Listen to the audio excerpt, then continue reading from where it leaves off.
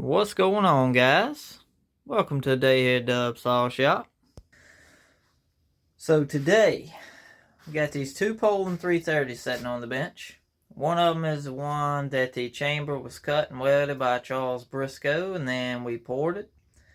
The other is pretty much built stock, other than it's got the JB weld or epoxy in the transfers. Instead of hitting the hard 90, we tried to make it have a little swooping action going into the cylinder. And it does have a dual port muffler mod. It's got 2 3/4 pipes coming out the front that we welded on. The one that is cut and welded, the chamber, that one has a single outlet 3/4 pipe out of it. Changing a few things around, changing a few spark plug combinations, trying to get down to the bottom of how to get this thing to run the best. So in looking at that thing, I believe, I think for one, my calipers was messed up.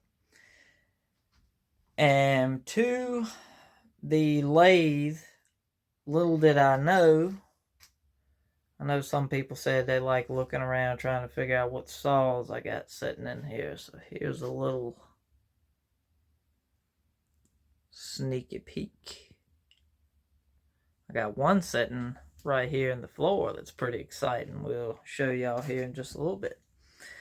But anyway, if you know anything about a lathe, there's a thing called gib on it. Little did I know this gib, which is nothing more than a little metal plate. You can actually see the gib right here. It's just a little metal spacer pretty much, and you tighten your gib screws up to move it in and out to adjust the slack out of all your slides. The other one's right there. This one fell out, and I did not know. So when I cut the base on this last 330, I kept getting off, the one that's welded and cut. Kill that light right there, maybe get some of it out of your eyes. So little did I know that gib fell out, and every time I was cutting the base, numbers kept getting jacked up. I could not figure out why. And I guess the last cut that I made on it went entirely too far. I guess that cutter kind of tweaked in a little bit, took off a whole lot more than I was anticipating. Check squish, and squish was 8 thousandths.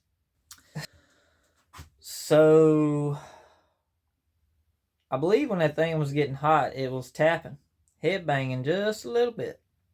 So what I did was went inside and we made us a pop-up piston. Got a squish back right. Doing that, we took 10 thou off, so that moved the exhaust. Blow down still the same, but blow down's just coming in at a different time now. So I want to see how that runs, see if that helped us out some. Also, this I got from the same people that sell the Pilt stuff. This is 3/8, I think it's called PS chain. It's like a low profile 3/8, but designed to run on the same bars as the 3/8. So, let's get out here, make a few cuts.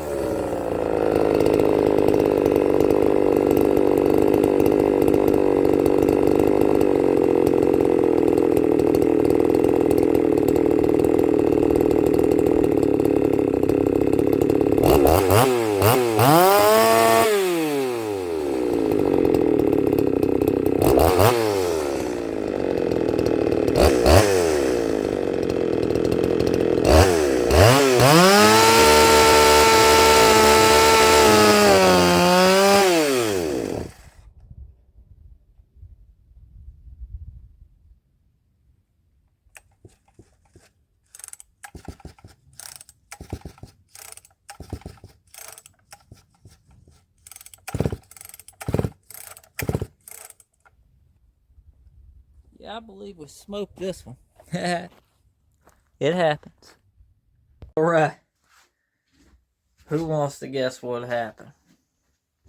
I know. Somebody wants to guess. Take it. Guess it. Yes. JB Weld came a little. It's not terrible.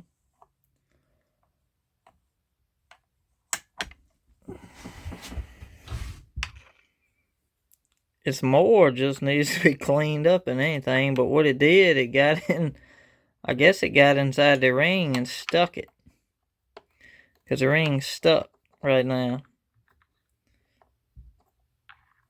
That's why I should quit running. Hell, if that ring wouldn't have stuck, it'd probably chewed this shit up and kept on running. Yeah, look at all that crap. Surprise! So, from Mr. Larry Benfer,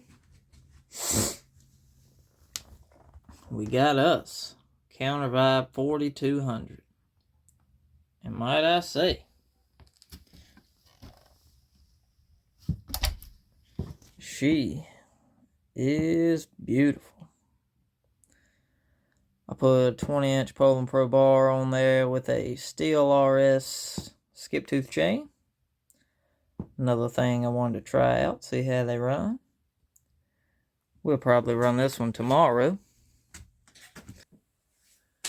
Alright guys, so it's been about an hour and 15 minutes.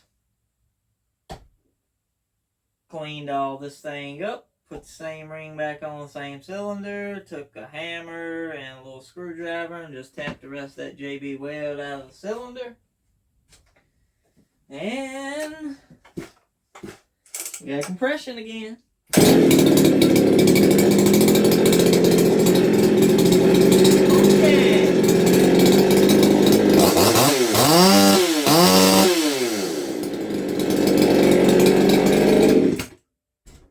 So, she's back in action.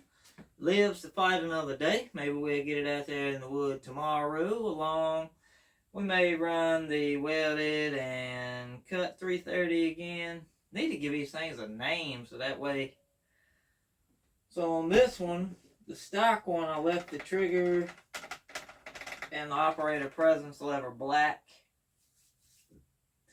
On the welded and cut chamber 330, I pretty much did the Craftsman setup. It's got the blue choke lever, red trigger, red operator presence lever.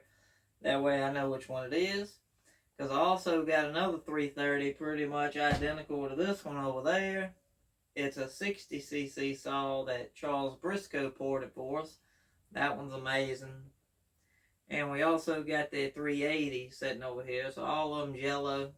I actually have another 330 on the way. I know, I can't help myself.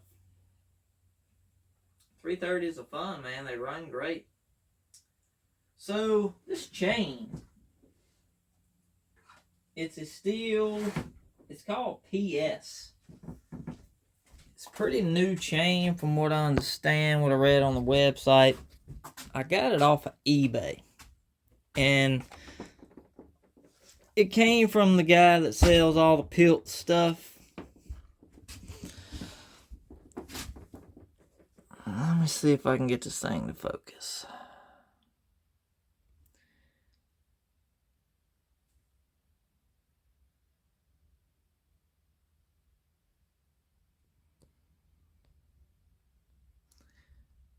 It's a pretty sharp little chain. I would say it cuts comparable. It's a little bit faster than a 325, I think. Just by feel. But it's not quite as fast as a 3/8, I don't think. That'll be something we'll have to test. It's almost like a, I would say, a narrow kerf chain, which it's pretty much how it's designed to be anyway. And it may cut a little faster. This one just didn't have time to didn't have time for us to test it. But it cuts smooth, man. It's got a smooth cut. So that is the muffler I did on this. I just welded 2 3/4 pipes on there.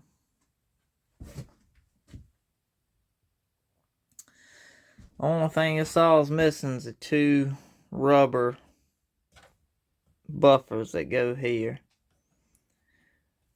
I may just buy another one of these or see if I can get them on parts tree. But that chain seems like it could be pretty good. So, as y'all can tell, it's raining. That's going to do it for today. Just wanted to come in and update y'all that we got that little dude back running. Hope y'all have a great upcoming weekend. Look forward to what else we got coming up.